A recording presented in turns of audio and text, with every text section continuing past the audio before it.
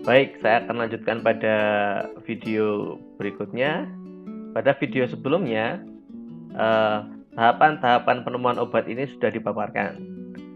Nah, kali ini saya akan fokus pada penapisan virtual atau virtual screening yang merupakan salah satu materi yang perlu teman-teman ceritakan secara singkat pada UTS 2. Saya berasumsi teman-teman peserta kuliah biomedicinal sudah membaca penilaian-penilaian yang akan digunakan pada mata kuliah ini. Nah, penapisan virtual lokasinya ada di sini. Untuk identifikasi hit ataupun identifikasi senyawa penuntun.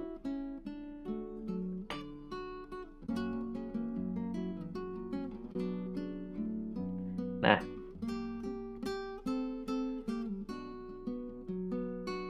ada beberapa cara tergantung teknik yang digunakan, yaitu kalau menggunakan penambatan molekul maka dinamakan structure based virtual screening ataupun penapisan virtual berbasis struktur. Kalau berlandaskan pharmacophore modeling akan dinamakan pharmacophore atau ligand based virtual screening. Kalau hanya pure mengandalkan kemiripan dengan ligand maka dinamakan ligand based virtual screening, atau yang kalau menggunakan QSAR based maka dinamakan. Pada tahapan ini kita akan berhadapan dengan ribuan, puluhan ribu, ratusan, atau bahkan jutaan, ratusan juta senyawa. Sehingga speed matters, kecepatan menjadi penting. Nah, dalam hal ini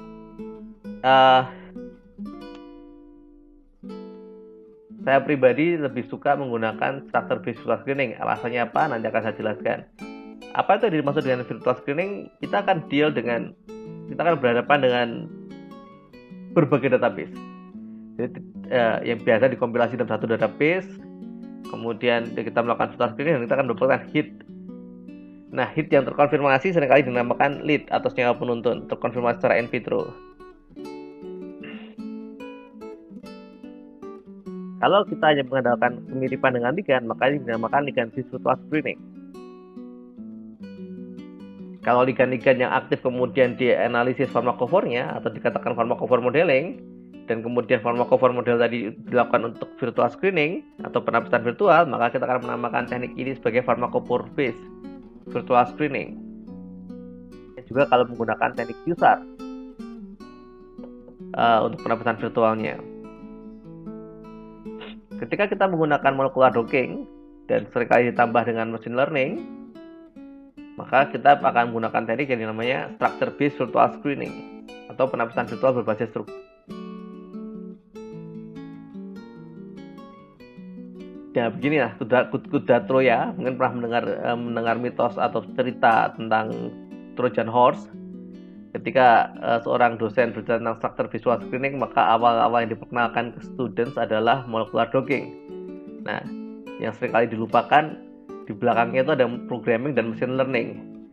Kita tidak akan belajar programming dan machine learning di mata kuliah ini. Kalau teman-teman ingin memperdalam ini, silakan mengambil mata kuliah kecerdasan artifisial di semester depan.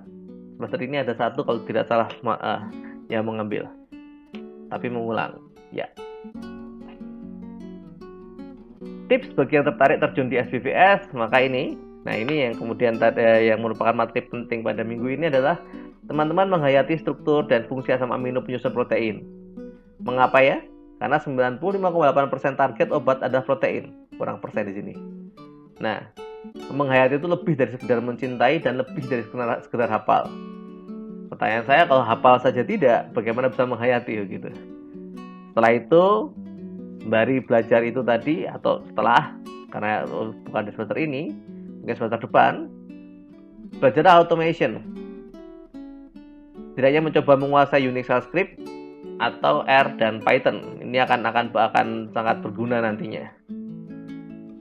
Sederhana aja saya gambarannya, teman-teman tidak akan mungkin sih, tapi lama melakukan dengan menggunakan graphical user interface, load proteinnya, kemudian melakukan docking satu senyawa, dianalisis, begitu seterusnya secara manual. Kalau kita bisa melakukan otomasi, biarlah komputer yang mengerjakan, kita bikin skripnya, enter, run, kita tinggal menunggu hasilnya.